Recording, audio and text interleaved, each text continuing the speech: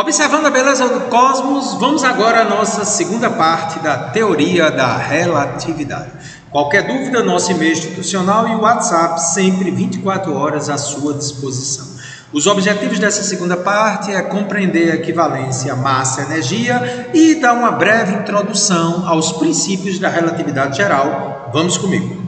Como vimos na aula 27, o momento linear ou quantidade de movimento vai ser representado aqui não pela letra Q de queijo, mas pelo vetor P de Paulo. Apenas uma opção para ficar com a mesma linguagem da maioria dos livros de física a nível superior. E esse momento linear ou quantidade de movimento é dado pelo produto da massa do corpo pelo seu vetor velocidade. Então, para um referencial que esteja em repouso em relação ao corpo, ou seja, o tempo próprio, como já vimos na aula anterior, o módulo desse momento linear ou quantidade de movimento vai ser a massa do corpo em repouso vezes a velocidade, já que o referencial está em repouso em relação ao corpo. Então, se você sabe que velocidade é distância sobre tempo, você vai ter que velocidade é ΔS sobre ΔT0. Olha o detalhe, ΔT0 é exatamente o tempo próprio, porque é o referencial que se movimenta junto com o corpo. Igual o astronauta que viaja, lembra? Então, M0 é a massa de repouso do corpo, ΔT0 é o tempo próprio e ΔS é a distância percorrida para o observador externo. Então, daqui eu vou tirar aqui o momento linear, M0, a massa de repouso, vezes ΔS sobre ΔT0. Mas, espera aí, sabemos que há uma relação entre o tempo não próprio e o tempo próprio. ΔT é o fator de Lorentz vezes o tempo próprio. Então, quem é o ΔT? É o tempo para o observador que está observando, igual a pessoa que ficou na Terra enquanto o astronauta viajava. Lembra disso na aula anterior? Então, esse tempo vai ser o fator de Lorentz vezes ΔT0.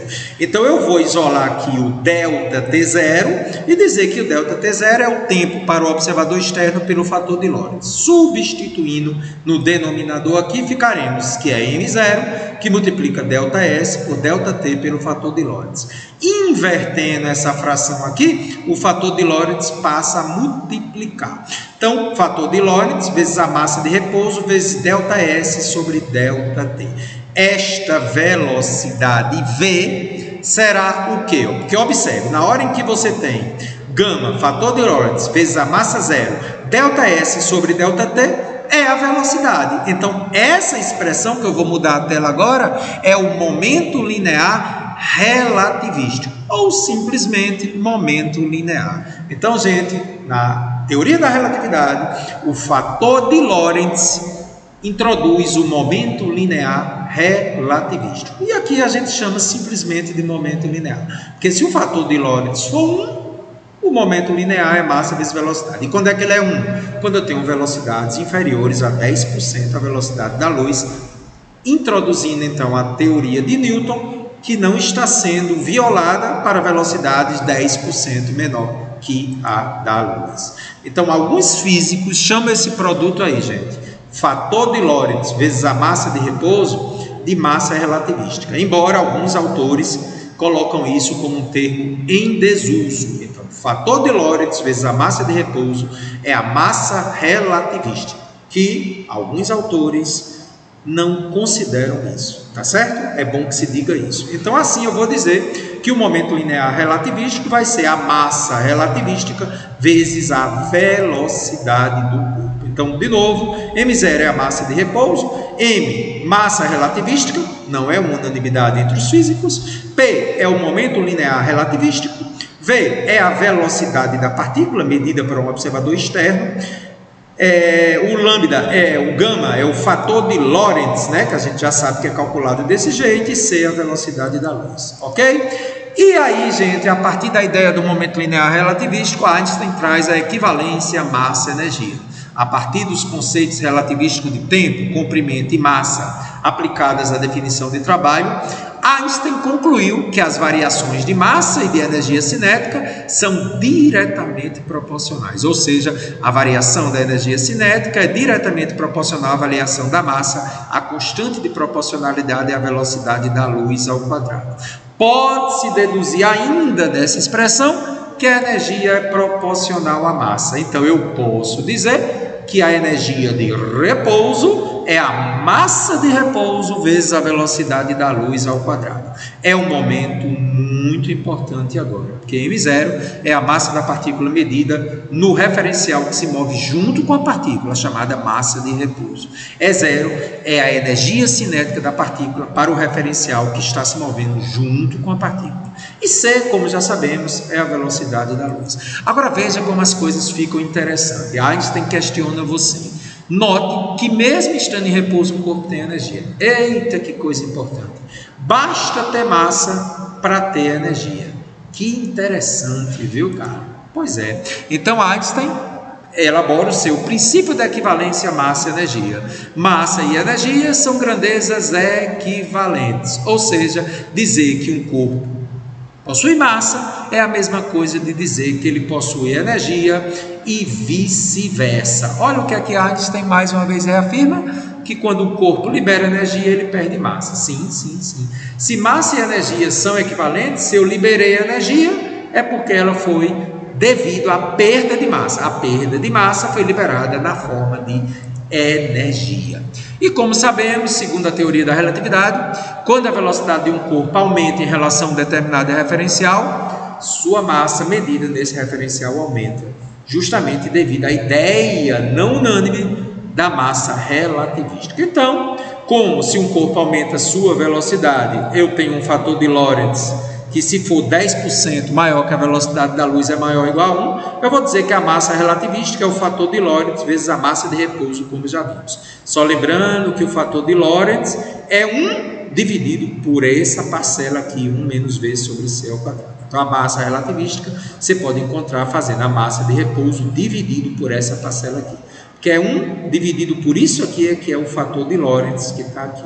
Ok? Muito bem, Carlos, está aí a massa a uma velocidade V, m0 é a massa de repouso, lambda, gama é o fator de Lorentz, dado por essa expressão aí, e C é a velocidade da luz. Carlos, achei muito interessante. Então, a partir da ideia da energia de repouso, nós podemos definir a energia cinética total relativística. Sim, porque a energia total relativística é a massa relativística vezes a velocidade da luz ao quadrado.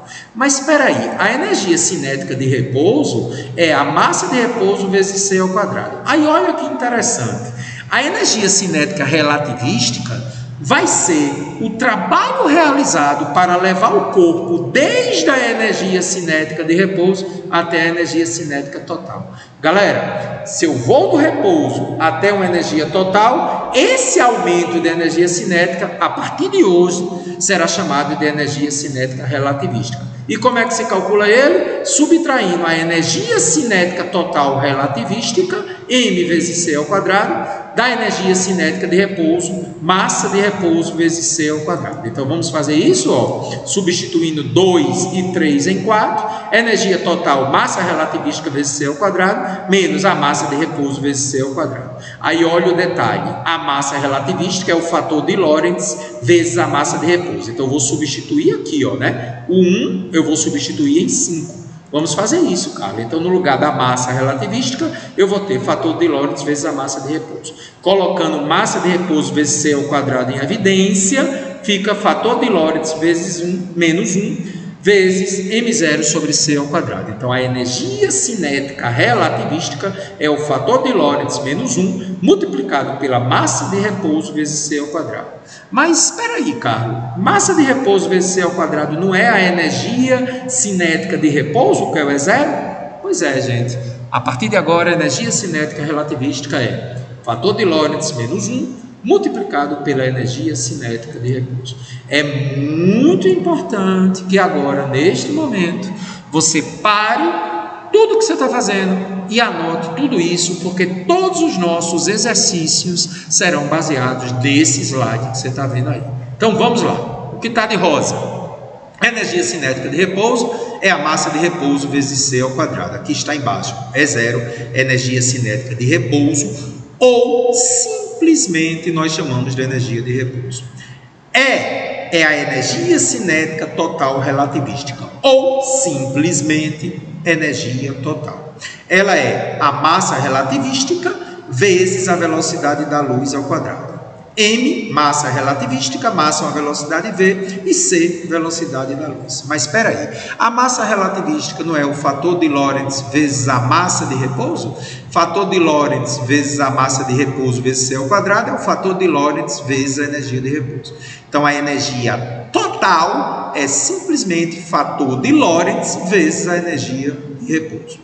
A energia cinética relativística, já sabemos que é a diferença delas duas, e ela é dada por fator de Lorentz menos 1 vezes E0, como a gente já tinha visto. Onde a massa relativística, mais uma vez, é o fator de Lorentz vezes a massa de repouso.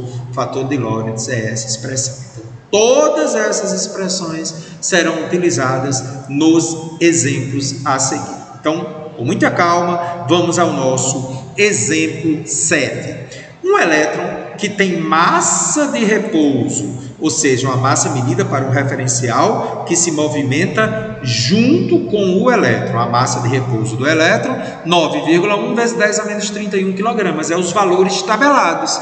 É a energia, é a massa do elétron em repouso. Esse é o valor que é tabelado nos livros. E a velocidade desse elétron é 0,8 vezes C, ou seja, 80% da velocidade da luz. Então, a massa do elétron vai aumentar, porque houve aumento da velocidade superior a 10% da velocidade da luz. Ele quer que você determine em megaelectronvolts, uma unidade de energia, em que 1 megaelectronvolts é 1,6 vezes 10 a menos 13 joules. Só lembrando que eletronvolts é 10 a menos 19. Como mega é 10 a sexta, fica 10 a menos 3. E C é 3 vezes 10 a oitava metros por segundo. Então, ele quer que você encontre a energia de repouso, energia cinética de repouso. Depois, ele quer a energia cinética total, ou simplesmente a energia total. E depois, ele quer que você encontre a energia cinética relativística, ou simplesmente a energia cinética. Então, veja, a energia de repouso é um sinônimo de energia cinética de repouso. Energia total é sinônimo de energia cinética total. E energia cinética é sinônimo de energia cinética relativística. Ok? E na letra D, o momento linear. Ele quer que você encontre a energia de repouso, a energia total e a energia cinética relativista em megaelectronvolts. E a letra D não, você vai achar na unidade normal do Sistema Internacional, como iremos ver. Energia de repouso, massa de repouso vezes C ao quadrado. Os valores já tem, gente. A massa de repouso é 9,1 vezes 10 a menos 31. A velocidade da luz é 3 vezes 10 a oitava ao quadrado. Fazendo isso aqui ao quadrado, fica 9 vezes 10 a 16. 9 vezes 9,1 dá 81,9. Conserva a base, soma as potências, menos 15. Está aí a energia cinética de repouso, 81,9 vezes 10 a menos 15, que posso escrever voltando uma vírgula aqui, aumentando o expoente. Quando aumenta, menos 15 não vai para menos 16, vai para menos 14. Essa é a energia cinética em joule, mas espera aí. Foi dito no enunciado que 1 megaelectronvolts tem 1,6 vezes 10 a menos 3 joules. O contrário, 1 joule teria 1 dividido por 1,6 vezes 10 a menos 3 megaelectronvolts. Então, no lugar do joule, eu vou escrever 1 dividido por 1,6 vezes 10 a menos 13 megaelectronvolts. Vou substituir agora aqui. Fazendo isso, 8,19 vezes 10 a menos 14 dividido por 1,6 vezes 10 a menos 13. Muito cuidado agora, o menos 13 passa positivo para cima, e eu vou dividir 8,19 por 1,6, dá 5,1. 5,11, aqui em cima conserva a base e soma menos 1. 5,11 vezes 10 a menos 1 é a mesma coisa de 5,11 dividido por 10. Então, a energia cinética de repouso de um elétron, decore, sempre vai ser esse valor. Se quiser decorar, tá, gente? Energia cinética de repouso, ou energia de repouso do elétron, sempre será esse valor, 0,511 megaelectronvolts. Energia total é só pegar o fator de Lorentz e multiplicar pela energia de repouso que você calculou na A. Então, para isso, vamos calcular o fator de Lorentz para uma velocidade 0,86. Já fizemos isso na aula anterior, mas vamos repetir. No lugar de V, 0,8C corta C com C, ficamos 1 dividido por raiz de 1 menos 0,8 ao quadrado. Então, 1 dividido por raiz de 1 menos 0,64. Então, 1 dividido por raiz de 0,36. Raiz de 0,36 é 0,6. Como é que eu posso escrever isso? 0,6, 6 sobre 10. Conservo o primeiro que é 1, multiplica pelo inverso, 10 sobre 6.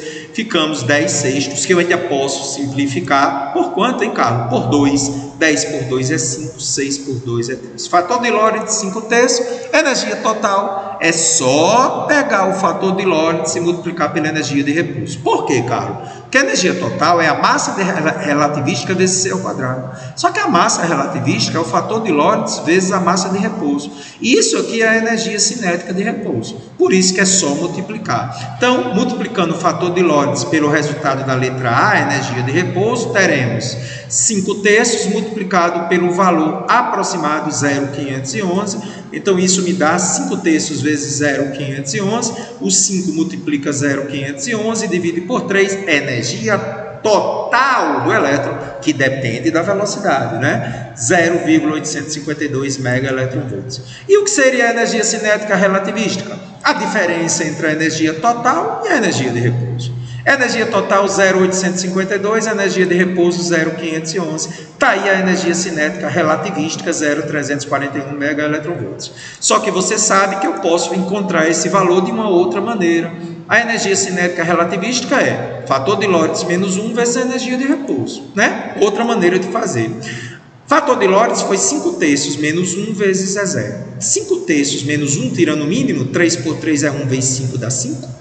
3 por 1 dá 3 vezes 1 é 3. 5 menos 3 sobre 3, isso me dá 2 terços da energia de repouso, que é 0,511. Deu o mesmo resultado. Gostei, Carlos. Carlos, para achar o momento linear relativístico, fator de Lorentz vezes a massa de repouso vezes a velocidade. Quem é o fator de Lorentz? 5 terços. Massa de repouso, 9,1 vezes 10 a menos 31. Velocidade, 0,8 c. Substituindo, lá vou eu, ó. Quem é o fator de Lorentz? 5 terços. Quem é a massa de repouso? 9,1 vezes 10 a menos 31. 0,8 vezes a velocidade da luz, 3 vezes 10 a oitava. Cortando 3 com 3 e fazendo as multiplicações, 5 vezes 9,1 vezes 0,8 dá 36,4. Conserva a base, soma os expoentes, 10 a menos 23. A unidade é o quilograma vezes metro por segundo. Eu ainda posso trazer a vírgula uma casa para a esquerda, o expoente anda para a direita. Momento linear, 3,64 vezes 10 a menos 22. Unidade do Sistema Internacional, quilograma vezes metro por segundo. Está aí, Carlos, mais um exemplo, né? Que a gente acabou de fazer, está aí as respostas da questão.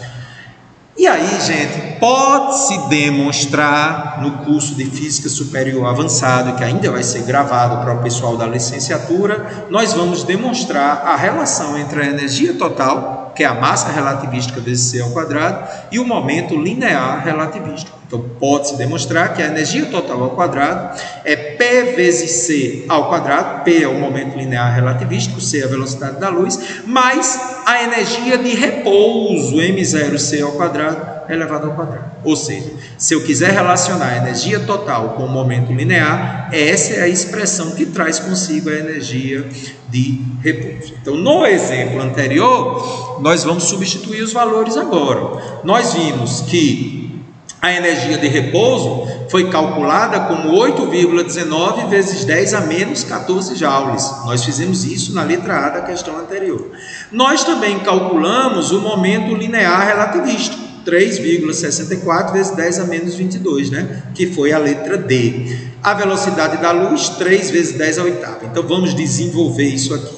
A primeira coisa que eu tenho que ter muito cuidado é que 3,64 vezes 3 é 10,92. Conserva a base aqui, soma os expoentes, dá menos 14 ao quadrado, mais 8,19 vezes 10 a menos 14 ao quadrado. Com muito cuidado, 10,92 ao quadrado dá 119,2. 10 a menos 14 ao quadrado, eu multiplico menos 14 vezes 2, dá menos 28. E aqui, ó, 8,19 ao quadrado dá 67,1.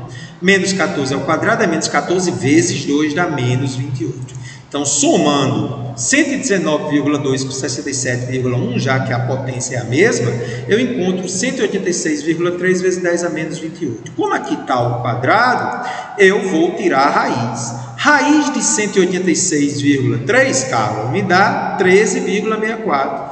Raiz de 10 a menos 28 dividido 2 dá menos 14. Só que eu vou fazer em mega eletronvolts. Ainda lembra que 1 mega eletronvolts tem 1,6 vezes 10 a menos 3 joules, o contrário eu divido. Então, se eu dividir isso aqui por 1,6 vezes 10 a menos 13, eu vou encontrar o mesmo resultado da energia total, que foi exatamente 0,852 megaeletronvolts. Confere que isso aí é o resultado da letra B, confirmando que existe uma relação entre o resultado da letra D, o momento linear, e a energia total. Esse resultado eu tinha achado na letra B, confirmado. Gostei, Carlão? Muito massa. Galera, exercício muito interessante, viu? Ainda com essa expressão.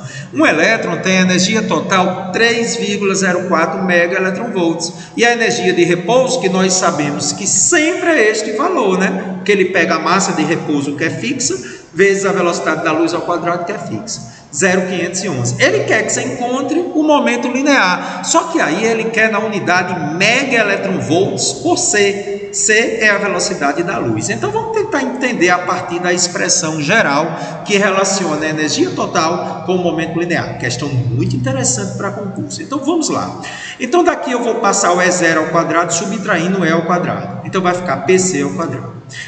Então, PC, tirando a raiz aqui, vai ficar a raiz de E ao quadrado menos E0 ao quadrado. Observe, eu tenho E 3,04 megaeletronvolts e tenho E0, 0,511 megaeletronvolts. Então, vamos substituir. P vezes C igual 3,04 ao quadrado menos 0,511 ao quadrado.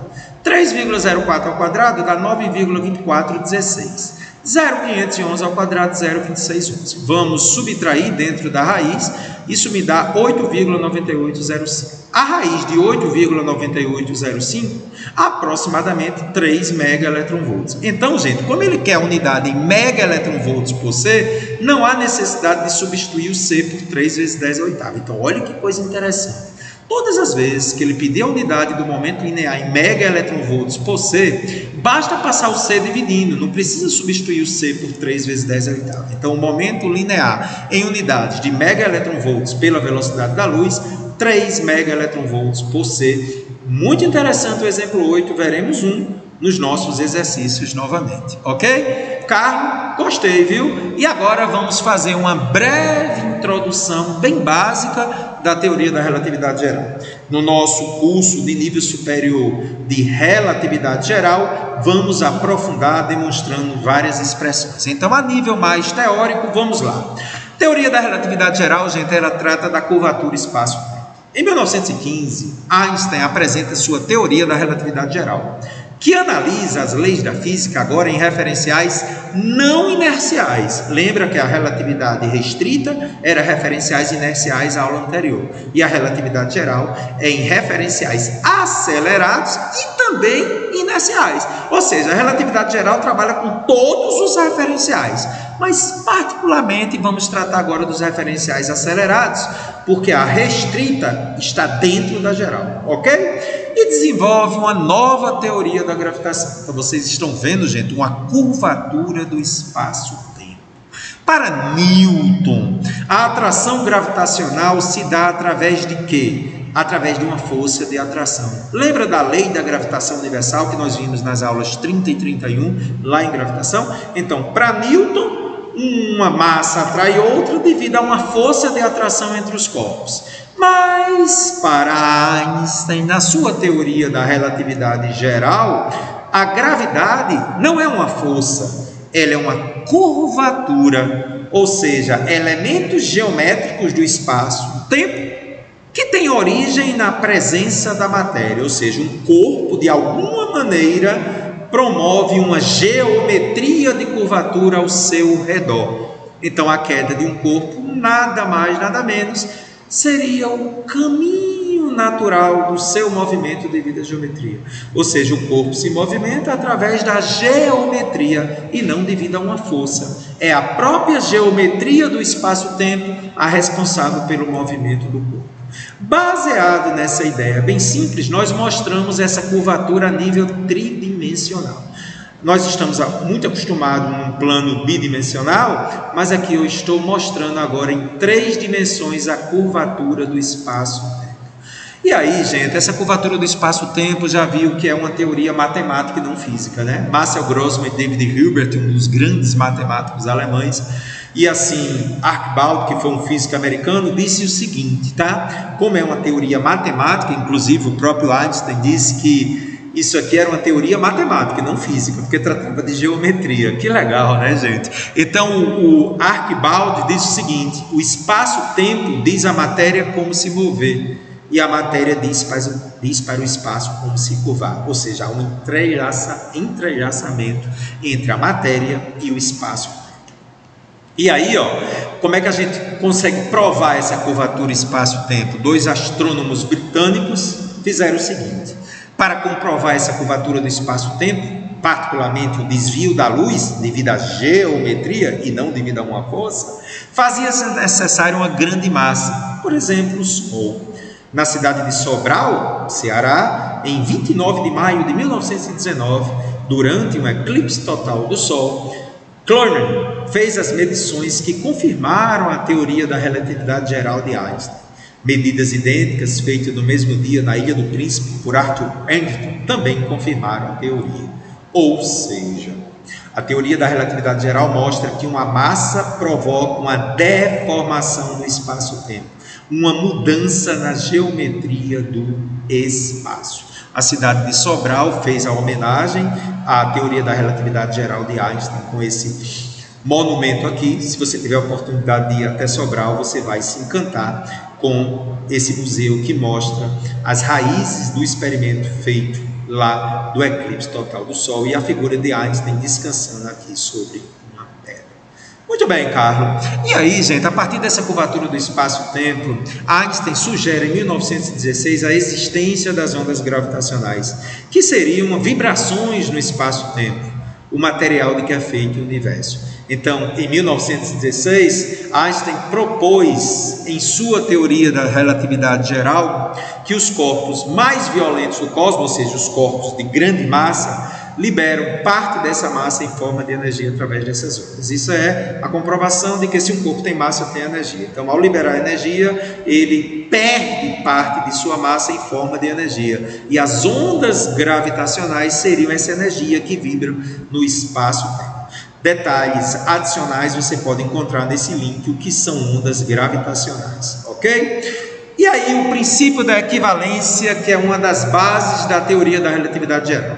As observações realizadas no sistema de referencial acelerado não tem como ser distinguível de medidas realizadas no interior de um campo gravitacional na Terra. Em outras palavras, se alguém está sob uma balança, que é o caso 1 aqui na Terra, submetida a uma aceleração da gravidade, se essa pessoa fosse colocada no espaço e se movesse com uma aceleração igual à da gravidade aqui na Terra, os resultados seriam os mesmos. Você está vendo aí uma massa de 80 kg. Ou seja, um campo gravitacional aqui na Terra é equivalente a um referencial acelerado com uma aceleração igual à gravidade terrestre. Um outro exemplo é o desvio da luz em um referencial acelerado. Então, aqui na Terra, você vê a presença de uma gravidade, há um desvio da luz, mesmo que sutil. Então, estando na Terra submetida a um campo gravitacional, se eu colocar esse corpo acelerado com uma aceleração igual à da gravidade, os resultados seriam equivalentes.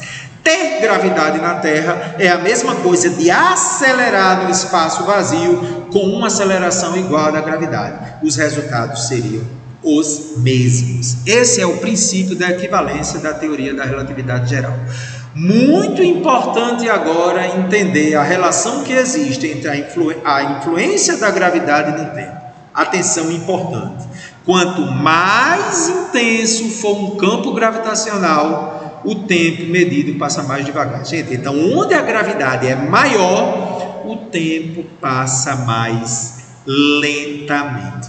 Então eu estou mostrando para vocês o caso dos 3 relógios. Relógio 1, que está fixo no centro de um disco giratório, onde na extremidade tem um relógio 2 que se move com a velocidade v. E do lado de fora tem um relógio 3. Vamos conversar sobre isso. sobre uma plataforma que gira com velocidade bem grande para ter os efeitos relativísticos acima de 10% da velocidade da luz, são colocados dois relógios, um que fica no centro e o 2 que está na periferia, enquanto o relógio 3 permanece paradinho no solo. Note que o relógio 1 permanece em repouso em relação a 3, pois ele está no eixo da plataforma. Como ele está em cima do eixo, ele não sente o movimento de rotação. Então, 1 e 3, um está parado em relação ao outro. Já o relógio 2 está se movendo em relação aos outros dois. Agora, preste bastante atenção. Os tempos para os relógios 1 e 3 passam do mesmo jeito, porque um está em repouso em relação ao outro. Só que o relógio 2, o tempo passa mais devagar, só que por diferentes motivos. Se a gente analisa pela teoria da relatividade restrita, a medida do relógio 2 é um tempo próprio. Por quê? Porque o relógio 2 está se movendo, o evento ocorre nele mesmo. Quando o evento é no próprio corpo, aí é um tempo próprio. Então, esse tempo do relógio 2 é um tempo próprio e, portanto, menor que o relógio 3. Então, eu chutei aqui que no relógio 3 fosse 5 segundos, no relógio 2, 4 segundos. Então, pela relatividade restrita, como o relógio 2 se move em relação ao relógio 3, o relógio 2, por estar em movimento, mede um tempo próprio e, portanto, menor. Só que, em relação ao relógio 1, existe uma aceleração centrípeta sobre ele, que pelo princípio da equivalência corresponde a um campo gravitacional. A presença de uma aceleração centrípeta significa que é um referencial acelerado, ou seja, um campo gravitacional que é um campo devido à aceleração centrípeta. Então, pela teoria da relatividade geral, onde existe um campo gravitacional, o tempo passa mais devagar. Então, veja, pela relatividade restrita é a explicação do relógio 3 em relação a 2, que o relógio 2 é um tempo próprio. E pela relatividade geral, ele passa mais devagar porque existe uma aceleração, um campo que é equivalente a um campo gravitacional. Por isso que o tempo passa mais devagar. Ambos explicados por teorias distintas, na realidade uma embutida na outra, para explicar por que o relógio no tempo 2 passa mais devagar. Outro exemplo para a gravidade influenciando no tempo, muito importante agora. Quanto mais intenso for um campo gravitacional, o tempo passa mais devagar. Então veja, para o relógio em órbita, o relógio 2, por estar mais próximo do campo gravitacional terrestre, o tempo para ele passa mais devagar. Então um relógio que esteja em órbita mais longe da Terra está no campo gravitacional menor. Então, quem está com mais gravidade, o tempo passa mais devagar. O relógio 2, por estar numa gravidade maior, porque está mais perto da Terra, o tempo passa mais devagar.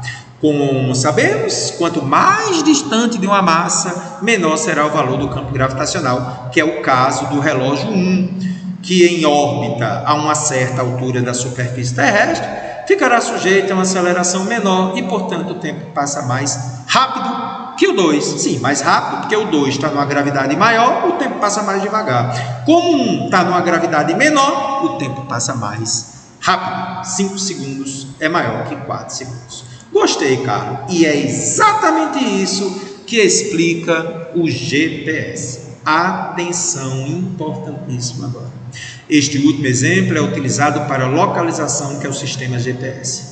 Em satélites são colocados relógios atômicos que têm alta precisão, trabalham com decaimentos radioativos, que precisa ser seus tempos ajustados. Só que nós sabemos que, de acordo com a teoria da relatividade restrita, o tempo para esse relógio é um tempo próprio, e aí o tempo vai passar mais devagar e ele atrasa. Só que pela teoria da relatividade geral, o tempo vai adiantar porque a gravidade é menor. E aí, cara? A relatividade restrita diz que o tempo passa mais devagar, vai atrasar. E a relatividade geral diz que vai adiantar, porque em órbita a gravidade é menor, ele adianta, como já vimos. Quem ganha? Que atrasa ou que adianta? Então você tem que ter muito cuidado agora nas questões que você está fazendo. Se na questão que você está fazendo no concurso estiver falando de relatividade restrita, o relógio dentro do satélite é um tempo próprio. O tempo passa mais devagar, atrasa. Se a questão estiver falando da relatividade geral, aí ele adianta. Só que eu tenho que analisar a composição dos dois. Vamos fazer isso agora. Pronto, gente. Gráfico importantíssimo, muito interessante, que aí nós tiramos do canal do professor Alexandre Zabotti. Não deixe de ver esse vídeo maravilhoso. Então, gente, isso aqui é uma situação real em que está mostrando um satélite em órbita. Como já sabemos, pela relatividade restrita, que é o azul, vai atrasar, e pela relatividade geral, que é o laranja, vai adiantar. O gráfico mostra, então, que na queda de braço, entre a relatividade restrita, que atrasa, e a relatividade geral, que adianta, ganha o relógio adiantando. Ou seja, para uma altura de 6,4. Por quê? Porque o raio da Terra é aproximadamente 6.400 quilômetros. Então, eu estou numa altura de 20.000 quilômetros. Então, veja, quando eu digo que o raio da órbita é 26,4 mil quilômetros, eu tenho que levar em conta que o raio da Terra é 6.400. Então, eu tenho aqui um satélite que está a 20.000 quilômetros de altura. Então, para um satélite que esteja a 20.000 quilômetros de altura, pode-se mostrar pela gravitação, aquelas fórmulas que vimos na aula 30, que a velocidade do satélite é aproximadamente 14.000 km por hora. É a velocidade orbital. Lembra que a gente viu na aula 30? Então, a 20 km de altura, o que é que acontece? A defasagem em nanosegundos, 10 a menos 9 segundos para cada segundo. Para a relatividade restrita, já sabemos que por ser um tempo próprio, ocorre um atraso de 0,083 nanosegundo para cada segundo. É bem pequeno o atraso, mas existe, né? E pela relatividade geral, já sabemos que como lá a gravidade é menor, adianta 0,53 nanosegundos. Então, na queda de braço, um relógio em um satélite, ele adianta. Nunca esqueça disso. Os satélites do GPS, os relógios estão sempre adiantando. É preciso fazer, então, uma correção. Não é isso, gente? Muito bem. Só para você ter ideia, gente, do quanto é importante a teoria da relatividade geral dentro e da restrita, lógico, dentro do GPS, eu estou dando um exemplo aqui para você. Em um dia, nós sabemos que tem 86.400 segundos. Então, como efeito resultante, adiantando 0,45 nanosegundos, eu tenho em um dia, a cada segundo, né? A cada segundo adianta isso. Então, como um dia tem 86.400 segundos, então eu vou multiplicar 86.400 por 0,45 nanosegundos. Nanosegundos é 10 a menos 9. Então, se eu multiplicar 0,45 por 86.400, dá 38.880 nanosegundos. 38.880 vezes 10 a menos 9 segundos. Trazendo aqui 3 casas, 38,88 vezes 10 a menos 6 segundos. Que é aproximadamente 39 vezes 10 a menos 6 segundos. Esse é o atraso que ocorre em um dia, 39 microsegundos. Mas olhe o detalhe. Sabendo que as ondas eletromagnéticas, ou seja, a luz, ou todas as ondas eletromagnéticas, se propagam com 3 vezes 10 a oitava metros por segundo, eu posso calcular, gente, a diferença da distância, o erro na distância que o GPS daria, né? Como velocidade é distância sobre tempo, distância é a velocidade desse tempo. Qual é a velocidade das ondas eletromagnéticas? 3 vezes 10 a oitava. Qual a diferença de tempo ao longo de um dia? 39 vezes 10 a menos 6 segundos. Multiplicando 39 por 3 dá 117. Conserva a base e soma os expoentes, 10 ao quadrado. Então, 117 vezes 10 ao quadrado dá 11,7 vezes 10 a terceira metros, né? Se eu trago uma vírgula, expoente anda 1, isso me dá 11,7 km em um dia. Então, gente, se não fosse a correção feita pela teoria da relatividade geral, o computador é quem tem que fazer isso, o GPS perderia a utilidade, porque ele daria uma diferença de 12 km em um dia. Então, quando você, por exemplo, pede um Uber e ele dá a localização exata, é porque houve a correção devido à teoria da relatividade geral. Se não houvesse a correção, você teria uma diferença de 12 km, então perderia a utilidade do GPS. Ou seja, a teoria da relatividade geral é a responsável pela utilização do GPS, nunca esqueça. Então, para simplificar, se eu analisar devido à relatividade restrita, há um atraso. Se eu analisar pela relatividade geral, adianta. Na composição, o adiantamento do relógio ganha, então nunca esqueça. Para um relógio em órbita, sempre adianta quando eu faço a composição entre as duas teorias.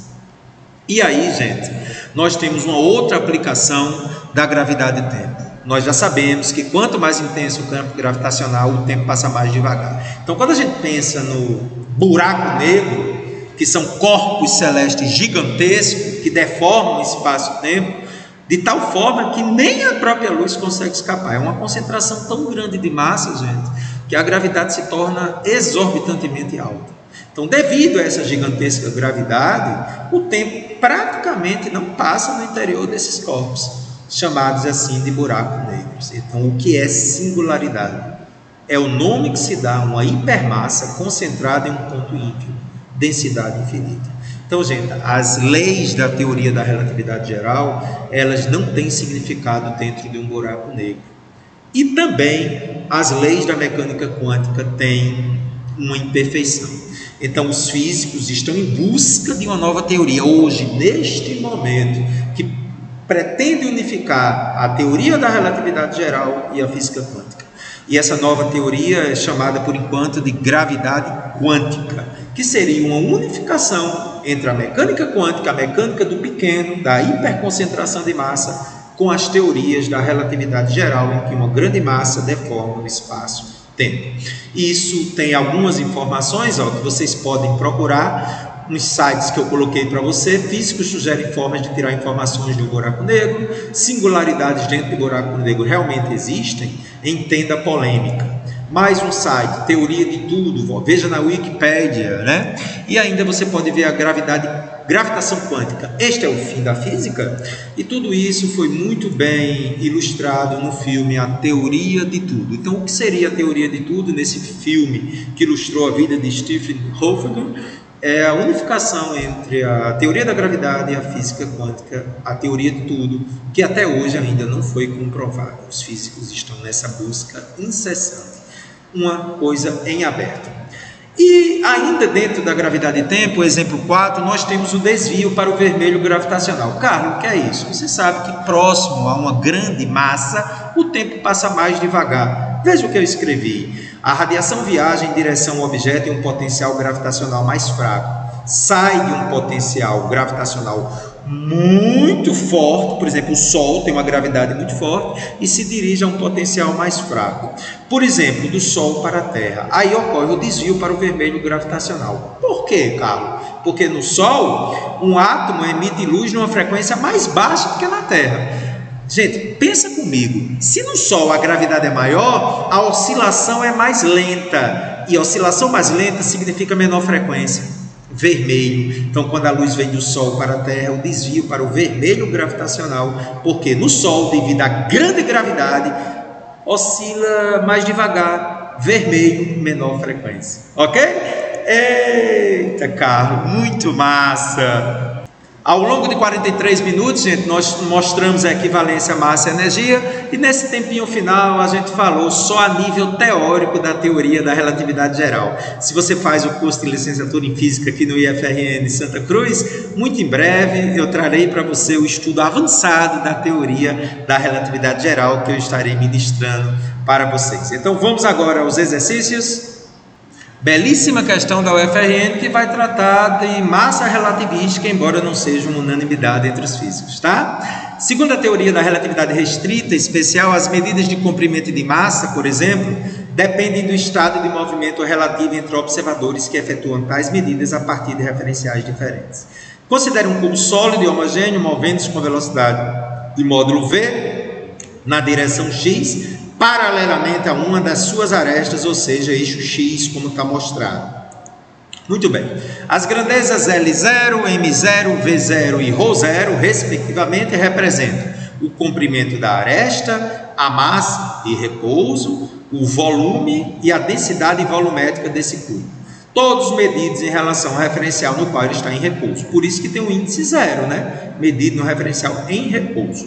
Se esses valores forem medidos em um referencial inercial em relação ao qual esse cubo se move com velocidade de módulo V, segundo uma direção paralela a uma das arestas do cubo, Então, o comprimento da aresta paralela à direção que o cubo se move sofrerá uma contração.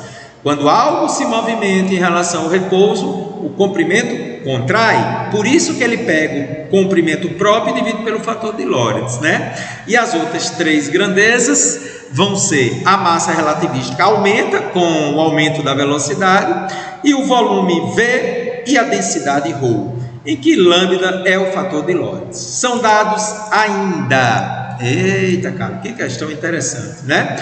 A densidade inicial é a massa de repouso pelo volume inicial, e a densidade final é a massa relativística pelo volume final. Muito bem, cara. A partir daí, segundo a teoria da relatividade especial, para a situação descrita, qual é a relação entre as densidades volumétricas do cubo medidas em ambos os referenciais, nos dois referenciais, aquele em repouso e aquele que se move em relação a um referencial em repouso. E aquela observação que eu dei, né, coloquei o asteriscozinho lá, o conceito de massa relativística não é unanimidade, tá bom? Mas vamos levar em conta aqui. Tá aí as alternativas. Então vamos começar. Para um cubo em repouso, nós teremos densidade volumétrica em repouso, é a massa de repouso pelo volume inicial em repouso. O volume inicial em repouso é a multiplicação das três dimensões, comprimento, largura e altura, L0, L0, L0. Então, densidade volumétrica para um referencial em repouso é a massa de repouso pelo comprimento L0 ao cubo. Agora vamos pegar o referencial em movimento. A massa é a massa relativística. Ela vai aumentar, fator de Lorentz vezes a massa de repouso. Uma das dimensões do cubo, atenção, você lembra que a contração ocorre apenas ao longo da direção do movimento. Nós vimos isso na nossa aula anterior. A contração é apenas na direção do movimento. É por isso que a única dimensão que vai diminuir é essa dimensão ao longo da horizontal, ao longo do eixo x, L0 pelo fator de Lorentz. As outras duas permanecem as mesmas. Por isso que na hora de calcular o novo volume para o referencial em movimento, apenas uma das dimensões paralela ao movimento divide pelo fator de Lorentz. Então, ajeitando isso aqui, nós vamos ter o que agora?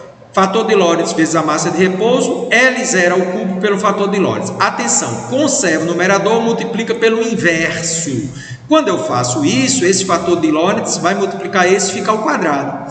E aí eu pergunto a você, o que é M0 por L0 ao cubo? É a densidade volumétrica no referencial do cubo em repouso.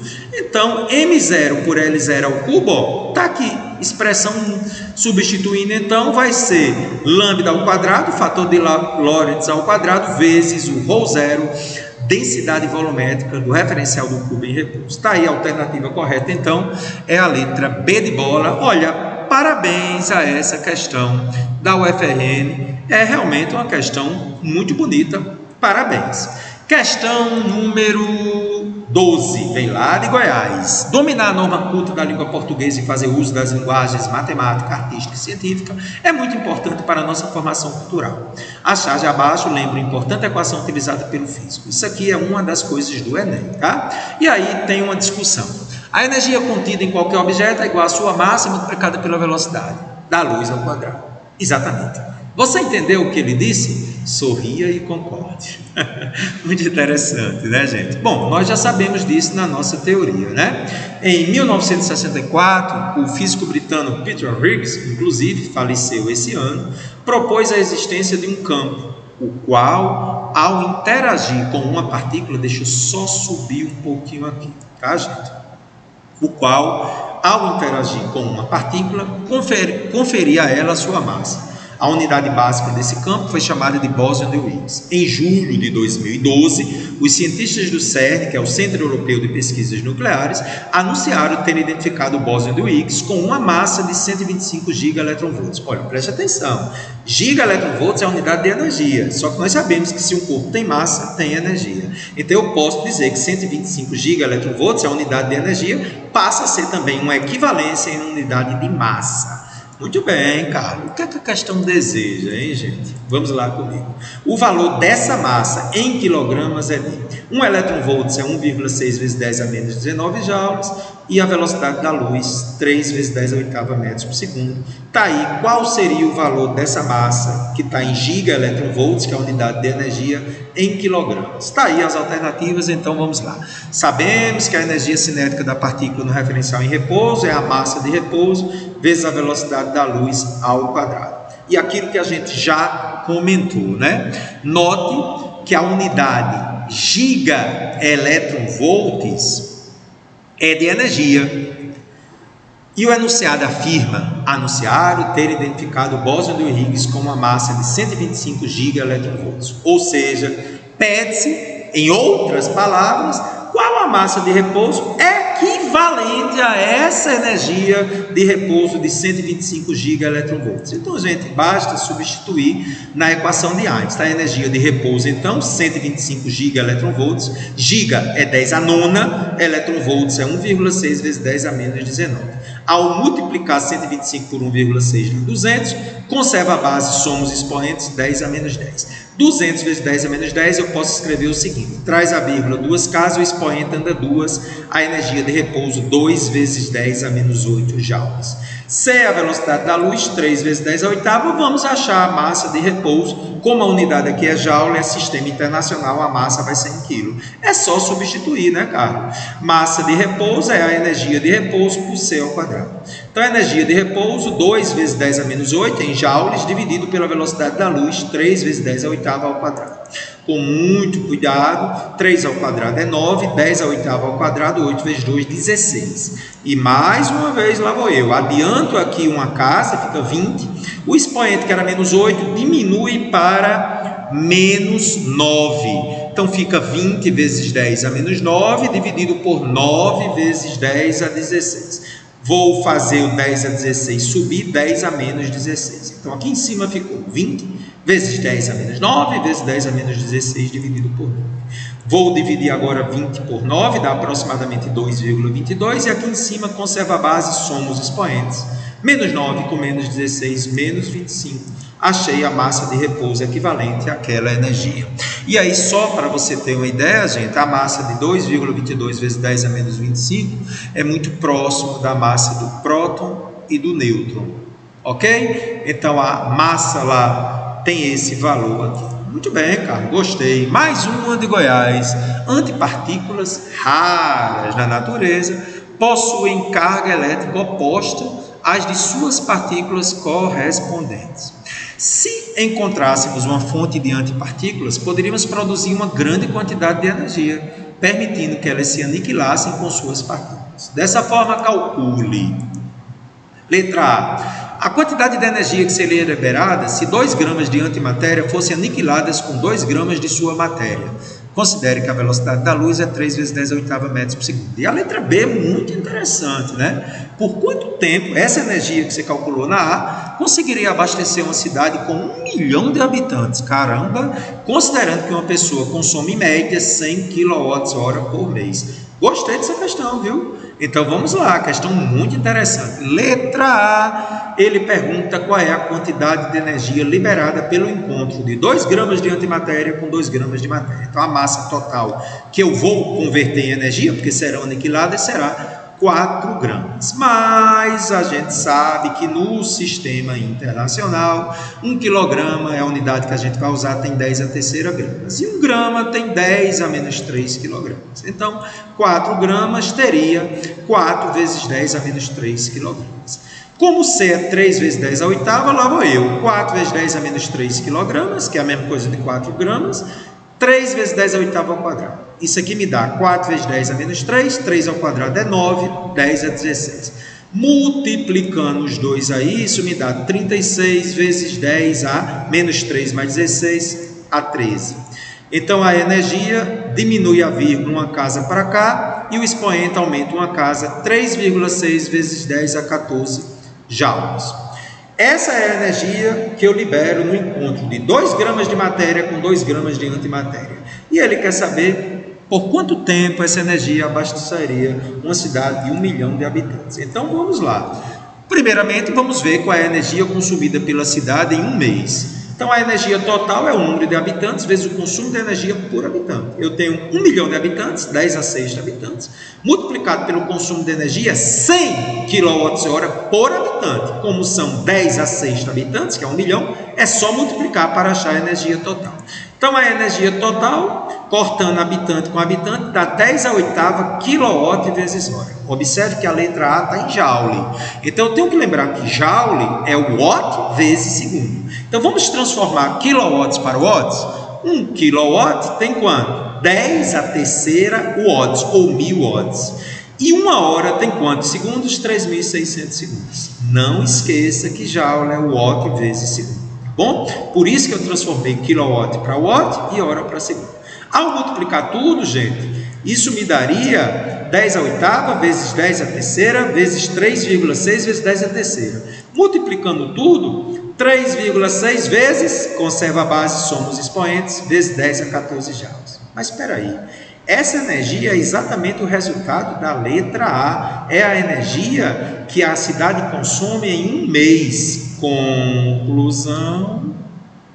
Como de acordo com o item A, a reação liberou exatamente a energia necessária para a cidade em um mês, o tempo necessário é um mês. Então veja, gente, a energia que existe dentro do núcleo atômico. Apenas 2 gramas de matéria com 2 gramas de antimatéria consegue liberar uma energia capaz de abastecer uma cidade de 1 milhão de habitantes durante um mês.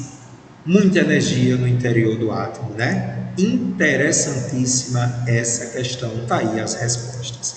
Vamos agora então para a nossa questão de número 14. A questão 14, uma questão bastante interessante. Vamos fazer umas contazinhas agora, gente. Chegamos quase a 1 hora de aula já, né? Na teoria da relatividade de Einstein, a energia total de uma partícula é calculada pela expressão massa relativística vezes c ao quadrado, né? Onde a massa relativística é a massa de repouso dividido por 1 menos v sobre c ao quadrado.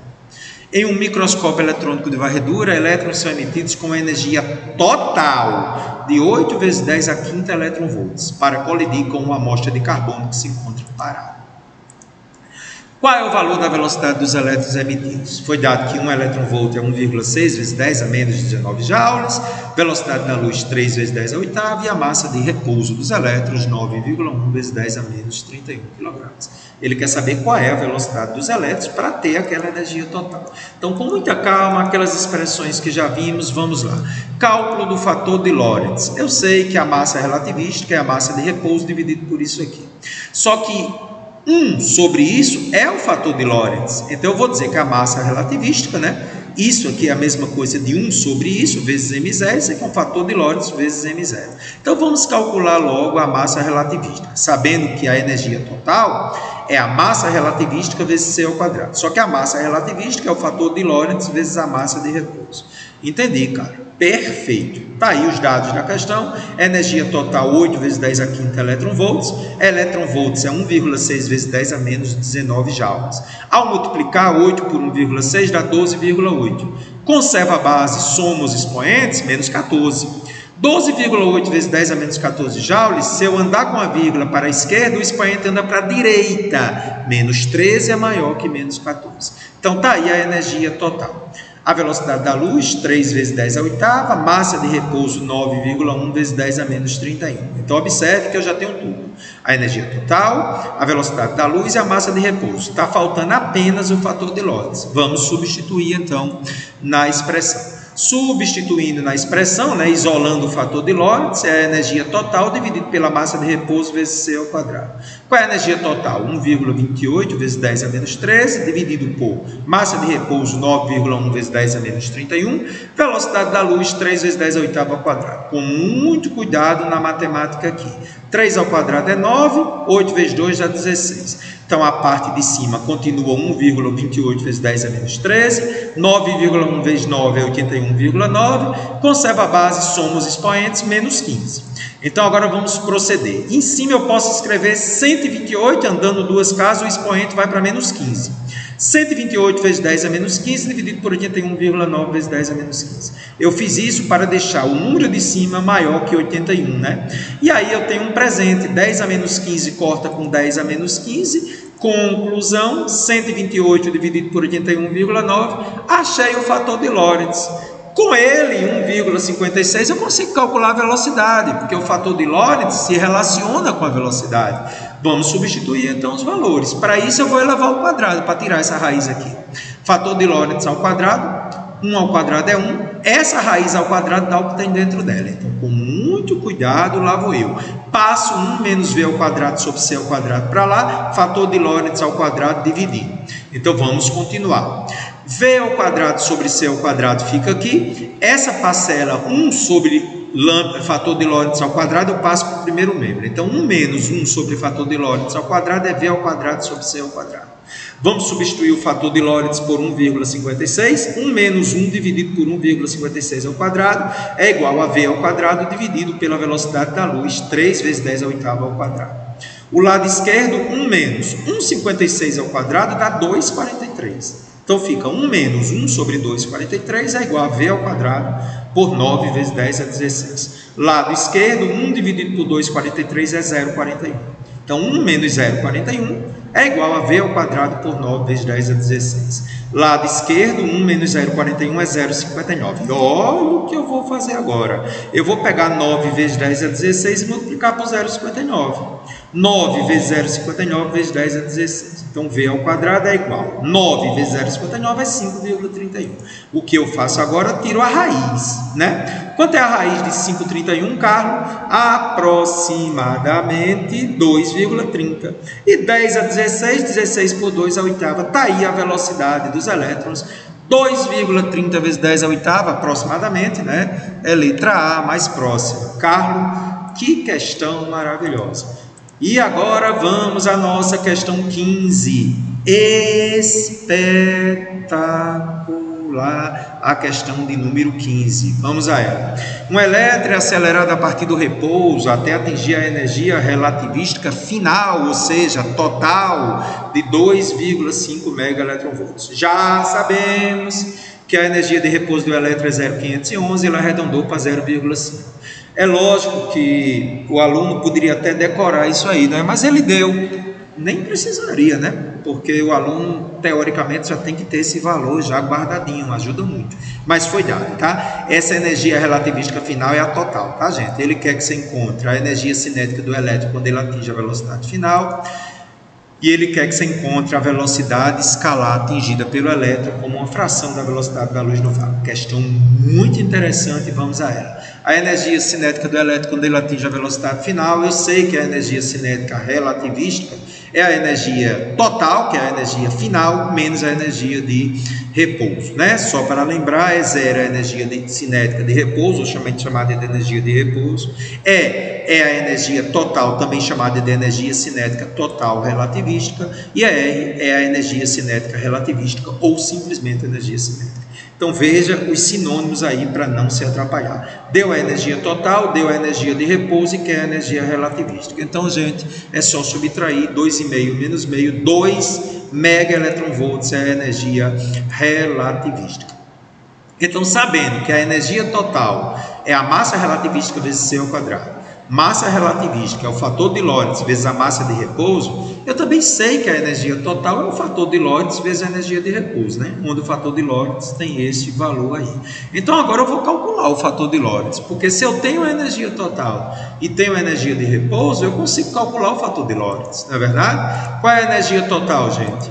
2, sim, o fator de Lorentz, então, vai ser a energia total pela energia de repouso. Então, vou substituir. 2,5 é a energia total. E a energia de repouso, 0,5. Nunca esqueça. A energia total é o fator de Lorentz vezes a energia de repouso. Ambas foram dadas na questão. Então, vou dividir a energia total 2,5 por meio. O fator de Lorentz é 5. 2,5 por 0,5 é 5. Com o fator de Lorentz, eu consigo calcular a velocidade. Sim, já fiz isso hoje, elevando ao quadrado. Fator de Lorentz ao quadrado é 1 dividido, essa raiz aqui fica o que tem dentro. Então, continuando, passando 1 menos VC sobre C ao quadrado para lá e lambda ao quadrado dividido. Veja que eu fiz isso na questão anterior, né? Então, continuando, passando 1 sobre o fator de Lorentz ao quadrado para o primeiro membro e isso aqui para o segundo membro. Então, lá vou substituir o fator de Lorentz por 5.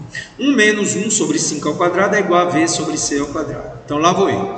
1 menos 5 ao quadrado é 25. 1 menos 1 sobre 25. Eu não vou substituir o C, porque ele quer V sobre C, não é isso? Então, 1 menos 1 sobre 25, vou tirar o mínimo, que é 25. 25 por 1 dá 25 vezes 1, 25. 25 por 25 dá 1 vezes 1 dá 1. Então, V sobre C ao quadrado é 24 sobre 25. Então, 24 sobre 25 é 0,96. Passando agora a raiz para o outro lado, raiz de 0,96 na calculadora, aproximadamente 0,98. Então, V sobre C, aproximadamente 0,98. Resposta da letra B. Parabéns a essa excepcional questão 15. Questão 16 também muito interessante. Uma galáxia de massa m se afasta da Terra com a velocidade raiz de 3 sobre 2 da velocidade da luz no vácuo. Quando o objeto se move com velocidade comparável à velocidade da luz em um referencial em que a sua massa é m, a energia cinética desse objeto é dada pela expressão relativística de acordo com a teoria da relatividade de Einstein. Eu não sei se você está percebendo, gente, que essa energia relativística aqui é o fator de Lorentz menos 1 vezes a energia de repouso, né? M é a massa em repouso, então isso aqui é a energia de repouso, isso aqui é o fator de Lorentz menos 1, em outras palavras, tá certo? Ele quer saber qual é a energia cinética relativística medida na Terra. Então, galera, para isso eu tenho que lembrar, ó, aquilo que eu já falei, né? Essa expressão me diz aí, ó, que a energia cinética relativística é a massa de repouso vezes C ao quadrado, M faz o papel da massa de repouso, e o fator de Lorentz é isso aqui. Então, para fazer a questão, vai ser muito simples. Por quê? Basta substituir V por raiz de 3 sobre 2 vezes C na expressão que já foi dada aqui, ó. V é raiz de 3 sobre 2 vezes C. Vamos substituir aqui. É uma questão que essa é só substituir. MC ao quadrado vezes 1 dividido por 1 menos. Isso aqui, gente, eu vou cortar C com C, né? Porque quando eu inverter, cortaria. Raiz de 3 sobre 2 ao quadrado menos 1. Então, aqui fica MC ao quadrado vezes 1 sobre... Raiz de 3 ao quadrado é 3, 2 ao quadrado é 4. Então, fica MC ao quadrado, 1 dividido pela raiz de 1 menos 3 quartos menos 1. Com muita calma agora, MC ao quadrado que multiplica 1 menos 3 quartos dá 1 quarto. Então, fica MC ao quadrado vezes... Raiz de 1 quarto é 1 sobre 2. E aqui, ó, conservo o primeiro e multiplico pelo inverso. Então, fica MC ao quadrado vezes... Aqui dá 2, né? 1 vezes o inverso dá 2 menos 1. Então, a energia cinética relativística, a aplicação direta de fórmula, me dá mc ao quadrado, que é a resposta da questão. Mas aí surge uma pergunta, né? Já sabendo disso aí, se eu quisesse nessa questão, gente, qual seria a energia total? A energia total seria o fator de Lorentz vezes a energia de repouso. Seria 2 vezes mc ao quadrado. Porque se a energia de repouso é m0c ao quadrado, ela é mc ao quadrado. A energia total seria o fator de Lorentz vezes a energia de repouso. 2 vezes mc ao quadrado. Mas ele perguntou a energia cinética relativística, que ela simplesmente substituir. Se eu ainda tivesse utilizado direto essa fórmula, daria o mesmo resultado. Ó. Gama menos 1 vezes E0. 2 menos 1 vezes E0. mc ao quadrado, bateu. Muito bem, cara. Gostei da questão 17. Atenção, hein? Questão que envolve, mais uma vez, alguns cálculos na equivalência massa-energia. Muito interessante essa questão. Vamos fazer a questão bem devagarinho. Na teoria da relatividade, Einstein determinou que a energia total de uma partícula de massa de repouso m é dada por... Já sabemos, gente, se a massa de repouso é m0 aqui, tá, gente? Ajeita aí. M0 é dada por isso aqui, fator de Lorentz vezes M0 C ao quadrado, onde o fator de Lorentz é a constante relativística que é calculado por essa expressão. Ó, gente, eu consertei aí, tá? A massa de repouso M0 é dada por isso aqui, onde isso aqui é a constante relativística, fator de Lorentz dado por isso. E C é a velocidade da luz no vácuo. A energia de repouso é dada pela famosa expressão, como já vimos algumas vezes hoje, m0c². E a energia cinética relativística é a diferença entre a energia total e sua energia de repouso, né? Isso aí só confirma o que a gente já viu. Se um elétron se move com 99,5% da velocidade da luz, sua energia cinética relativística é n vezes maior que o valor de sua energia cinética calculada de acordo com a mecânica newtoniana. Atenção, você vai ter que calcular a energia cinética pela fórmula mv²/2 lá de Newton e depois comparar com a energia cinética relativística. Ele quer o valor de n. Quantas vezes é maior que a energia cinética se fosse calculada de acordo com a mecânica de Newton? Questão interessante. A primeira coisa é o fator de Lorentz, né? Para uma velocidade de 99,5%, isso me dá 0,995C. Não é isso, gente? 99,5% é 99,5 dividido por 100. Quando você dividir, dá 0,995C. Substituindo aqui o fator de Lorentz, vamos ver como é que fica. Corta C com C, então vai ficar 1 dividido por raiz de 1 menos 0,99, que 0,995² dá aproximadamente 0,99. Então, 1 dividido por raiz de 0,01. Raiz de 0,01 eu posso escrever como 1 sobre 100. Então, aqui fica 1 dividido, raiz de 1 é 1. Raiz de 100 é 10. E o fator de Lorentz é 1 que multiplica o inverso, 10 sobre 1. Fator de Lorentz, 10. Agora, cuidado. Vamos calcular a energia cinética relativística. É a diferença entre a energia total e a energia de repouso. Só que a energia total é o fator de Lorentz vezes a energia de repouso. Então, a energia relativística, já sabemos, inclusive, que a fórmula era essa direta, né? Eu estou demonstrando de novo. Então, é γ menos 1 vezes m0c². Vamos substituir agora os valores, né?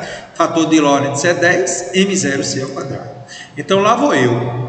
10 menos 1 é 9, então a energia cinética relativística é 9 vezes m0c², deixa isso guardado. Vamos ver agora a razão entre a energia cinética relativística que você acabou de calcular e a energia cinética calculada lá por Newton. Então, bora. Energia cinética relativística, 9 m0c². A de Newton, m0v² sobre 2. A fórmula lá de Newton. Massa vezes velocidade ao quadrado sobre 2. Aí, olha só. Em cima, 9 m0c². Embaixo, quem é a velocidade? 0,995c² sobre 2. Bem devagarinho, a parte de cima continua, 0,995c², 0,995 dá 0,99, c² sobre 2. Então, lá vou eu. Esse 2 aqui que está dividindo, quando eu conservar o numerador e multiplicar pelo inverso, ele multiplica o 9. Fica 9 vezes 2, m0c². E aqui embaixo, m0, 0,99c². A parte de cima, posso cortar m0c² com m0c². Então, fica 18, 9 vezes 2 é 18, dividido por 0,99. Aproximadamente, então, a resposta 18,2. Maravilhosa questão, letra C, anote aí, viu, gente? Obra-prima essa questão. Muito boa. Questão número 18, parecida com aquele exemplo. Lembra do megaelectronvolt sobre C? Vamos ver comigo lá de Minas Gerais. Qual é a velocidade de uma partícula que tem um momento de 5 megaelectronvolts por C e uma energia relativística total de 10 megaelectronvolts? Cuidado, olha o que eu vou fazer. A energia total é mc², que vale 10 megaelectronvolts. O momento linear relativístico é mv, que vale 5 megaelectronvolts sobre C. Com muita atenção, olha o que eu vou fazer. Se eu dividir o momento linear relativístico pela energia total, eu vou ter. Quem é o momento linear relativístico? 5 megaelectronvolts por C. Quem é a energia total? 10 megaelectronvolts. Agora, olha o detalhe. Momento linear relativístico é massa vezes velocidade. E a energia total é a massa, igualzinha a essa, que é a massa relativística, vezes c².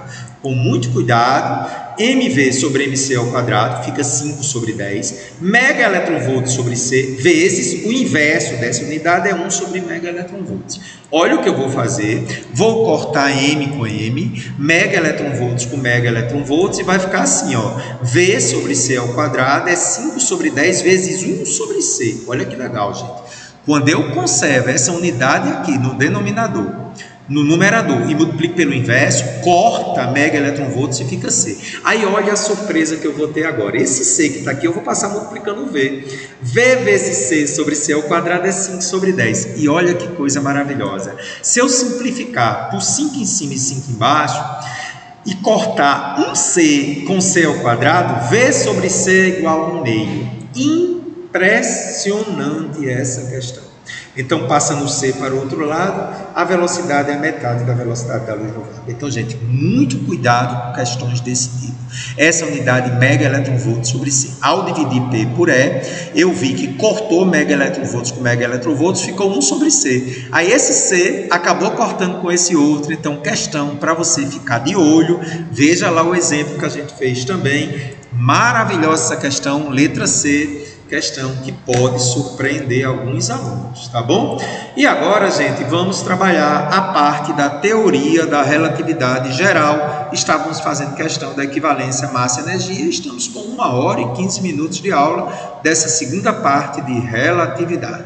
Questão de Santa Catarina. Os pesquisadores do projeto LIGO, Laser Interferon Gravitational, anunciaram no início desse ano a primeira detectação das ondas gravitacionais.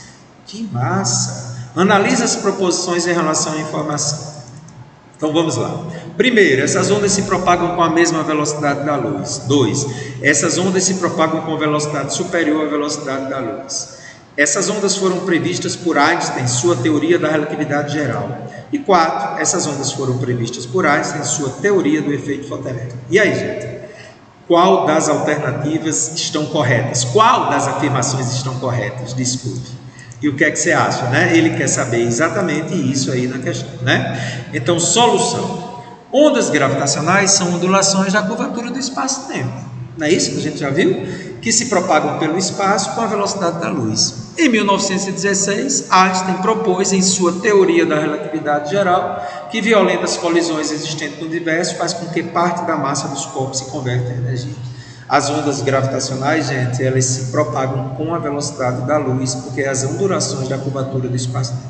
Jamais pode ter algo viajando com velocidade superior à da luz. Então, implícita na teoria da relatividade geral está a possibilidade de que uma massa acelerada emita ondas gravitacionais, da mesma forma como uma carga elétrica acelerada emite ondas eletromagnéticas. Então, em outras palavras, se uma carga elétrica acelerada emite ondas eletromagnéticas, as ondas gravitacionais seriam uma decorrência de uma massa acelerada. Então, observando com muita atenção aí, esses são os pesquisadores que descobriram tudo, inclusive esse Kip Turner foi o consultor físico do filme Interestelar, viu, gente, que ganhou um prêmio aí, junto com esses dois aí ganharam o Nobel, não é isso?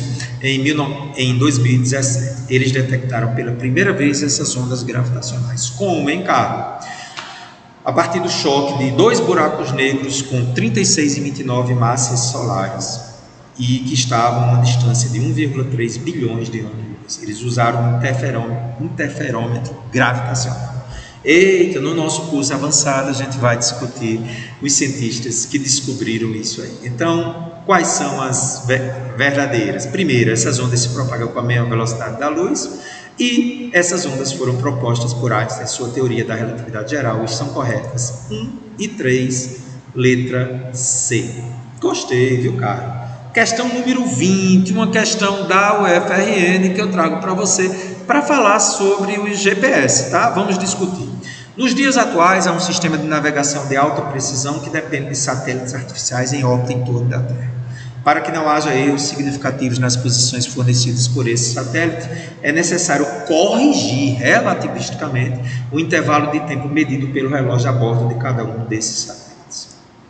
Cuidado com a pergunta, tá, gente? A teoria da relatividade especial, ele está se referindo à teoria da relatividade restrita.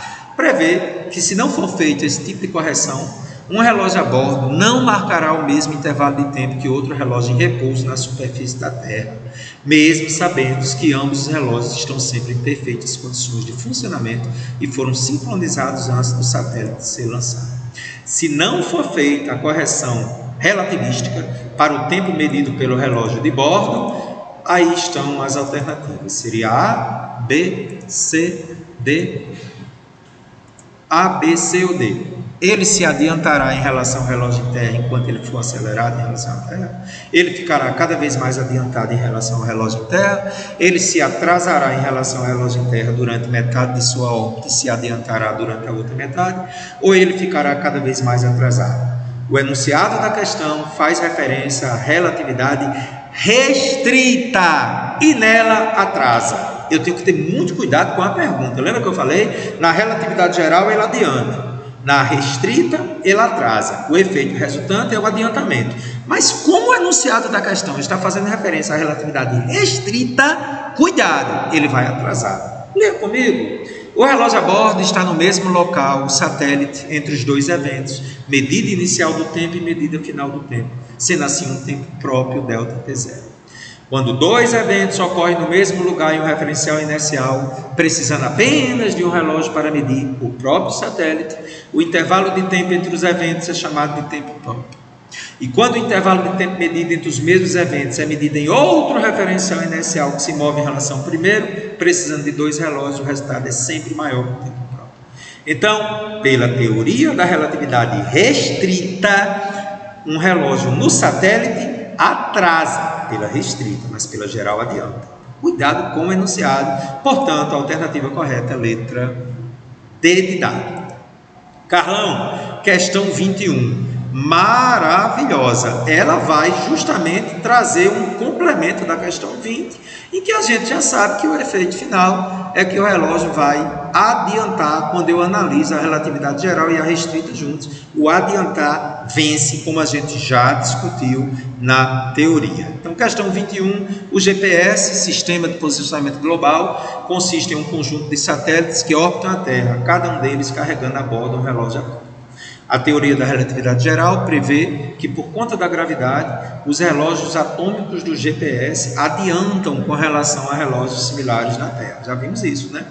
Enquanto que na Terra transcorre o tempo de um dia, que é 86.400 segundos, no satélite o tempo transcorrido é maior, é o tempo da Terra mais o ΔT devido à composição entre a restrita e a geral, que é maior que um dia, e a diferença de tempo ΔT tem que ser corrigida. Muito bem. A diferença de tempo causada pela gravidade é dada por esse valor aí. ΔT pelo tempo na Terra é ΔU sobre mc ao quadrado. Essa é uma expressão que será deduzida no nosso curso avançado da licenciatura em Física, tá? Onde ΔU é a diferença da energia potencial gravitacional de uma massa m entre a altitude considerada e a superfície da Terra, e c é a velocidade da luz no vácuo, 3 vezes 10 a oitava. Observe que a fórmula foi dada. Atenda às solicitações seguintes. Para o satélite, podemos escrever que a variação da energia potencial é mg raio da Terra, que multiplica 1 menos raio da Terra sobre Rzinho, onde Rzinho é 4 vezes o raio da Terra, que é o raio da órbita. Então, Rzinho é o raio da órbita.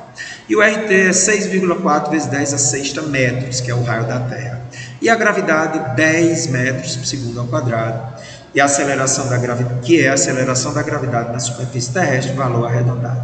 Então ele quer saber quanto tempo o relógio do satélite adianta, já sabemos que adianta, em relação à Terra em um dia, em razão do efeito gravitacional. E na letra B, relógios atômicos em fase de desenvolvimento serão capazes de medir o tempo com precisão maior que uma parte em 10 elevado a 16. Ou seja, terão erro menor que 10 a menos 16 segundos a cada segundo. Qual é a altura que produziria uma diferença de tempo de 10 a menos 16 segundos a cada segundo? Essa altura é a menor diferença de altitude que poderia ser percebida comparando medidas de tempo desses relógios. Use, nesse caso, a energia potencial gravitacional de um corpo na vizinhança da superfície terrestre. Aparentemente a questão é complicada, gente, mas acredite, é só substituição direta de fórmula, tá? Então eu já sei que na letra A, ele disse que a variação da energia potencial é dada por essa fórmula aí, né? Onde o Rzinho é 4 vezes o raio terrestre. Bom, gente, então se você tem lá do enunciado que ΔT sobre o tempo da Terra é igual a ΔU sobre mc ao quadrado e ele está dando ΔU, o que você vai fazer? Você vai substituir essa parte de azul aqui na primeira, no lugar de ΔU, né? Vamos substituir 2 em 1. Lá vamos nós. Ao fazer isso, ó, botando ΔU aqui, eu ficarei que ΔT sobre o tempo da Terra é mg raio da Terra, 1 menos raio da Terra sobre o raio da órbita, por mc ao quadrado. Então, o raiozinho da órbita é 4 vezes o raio terrestre. Eu vou substituir o Rzinho por 4 vezes o raio terrestre. Vou fazer isso aqui, né? Ó, fiz aqui 4 vezes o raio terrestre. Aí eu consigo cortar raio terrestre com raio terrestre, consigo cortar massa com massa e fica assim, ΔT sobre o tempo da Terra é mg raio da Terra, 1 menos 1/4, quando eu cortei, dividido por mc ao quadrado. Com muito cuidado, ΔT sobre o tempo da Terra é G vezes RT. Ó, gente, eu já tinha cortado aqui, né? Então ficou G sobre o raio da Terra de 1 menos 1/4 sobre C ao quadrado. 1 menos 1/4, se você tirar o mínimo aqui, você tem 1 e tira 1/4, fica 3/4, né? Então ΔT sobre o tempo da Terra é G vezes o raio da Terra, 3/4 por C ao quadrado. Mudando a tela aí, e aí eu vou fazer o seguinte, eu vou passar o tempo da Terra para o outro lado, então ΔT, que é o que ele quer, o tempo da Terra, vezes 3/4 vezes GRT sobre C ao quadrado. Neste momento, gente, eu já tenho tudo, né? O tempo na Terra ele quer para um dia, que é 86.400 segundos. A gravidade é 10 metros por segundo ao quadrado. O raio da Terra ele deu 6,4 vezes 10 a sexta, a velocidade da luz. Viu, gente, que é só substituir fórmula na questão, aparentemente complicada. Então, ΔT é 86.400 vezes 3/4, 10. Raio da Terra 6,4 vezes 10 a sexta, dividido por 3 vezes 10 a oitava ao quadrado. Então, fazendo algumas continhas ainda, né? Aqui embaixo fica 3 ao quadrado é 9, 10 a 16. O resto permaneceu.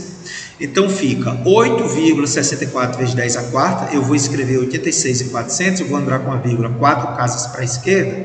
O expoente de 0 vai para 4. Aqui fica o 3 e o 4. Já coloquei aqui, né? 10 vezes 6,4 vezes 10 a sexta. E aqui embaixo, 9 vezes 10 a 16. Eu só fiz colocar o 3 em cima e o 4 embaixo. Então, com muito cuidado, 8,64 vezes 3 vezes 6,4. E aí eu juntei as potências de 10. Ó, 10 a quarta, 10 e 10 a sexta. Todas juntas aqui. E aqui embaixo eu fiz 4 vezes 9, 36 vezes 10 a 16. Então, como é que fica a parte de cima? 8,64 vezes 3 vezes 6,4. 10 a quarta vezes 10 vezes 10 a 16. Eu repeti isso aqui. Não tinha nem necessidade, né, gente? Repeti mais uma vez. Então, já vou fazer direto. 8,64 vezes 3 vezes 6,4 dá 4, ó, gente, na realidade eu fiz aqui a conta para você. Dá 165,888. Ao dividir por 36, isso me dá na parte de cima 4,608. O 10 a 11 continua aqui e o 10 a 16 aqui. Eu só fiz dividir isso por isso, tá? E agora o que é que eu vou fazer? Eu vou passar o 10 a 16 para cima, passa 10 a menos 16. 11 menos 16, menos 5.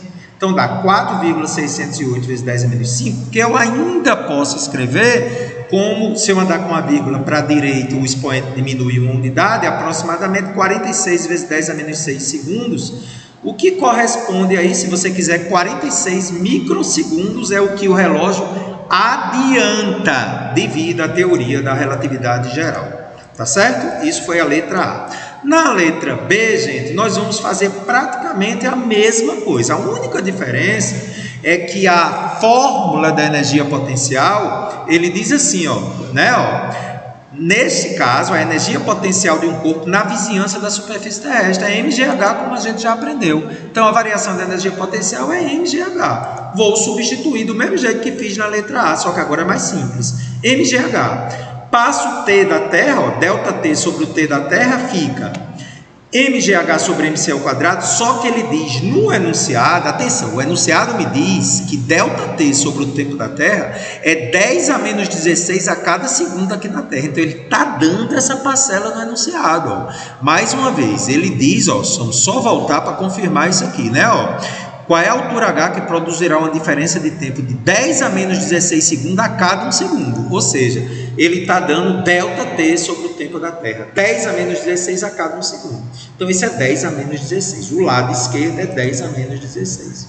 Então, cortando M com M, ficamos que isso aqui, ΔT sobre T da Terra, que é 10 a menos 16, é GH sobre C ao quadrado. Então, vamos substituir agora, né? Isolando o H, que é o que ele quer, passa C ao quadrado multiplicando isso aqui e o G dividindo. Então, ΔT sobre tempo da Terra, C ao quadrado multiplica e o G que está multiplicando passa dividindo. Agora sim eu vou substituir. 10 a menos 16, que é ΔT sobre o T da Terra. C é 3 vezes 10 a oitava ao quadrado por 10. Gente, com muito cuidado, isso aqui me dá 9 vezes 10 a 16. E aí, 10 a 16 corta com 10 a menos 16. Então, gente, a altura, para que se perceba isso aí, 10 a 0 é 1, né? Podia já cortar. 9 sobre 10, 0,9 metros seria a diferença de altura percebida com o avanço da tecnologia. Portanto, gente, as alternativas, as respostas corretas, letra A, 46 microsegundos e letra B, 0,9 metros. Essa questão é em homenagem a Alessandro Musashi. Muito bem, Alessandro, futuro professor de física aqui do IF. Alessandro, um grande abraço para você, para descontrair, meu amigo. Nunca desista dos motivos que te fazem sorrir. Voltamos na sequência com Física Quântica. Fico à sua disposição. Grande abraço.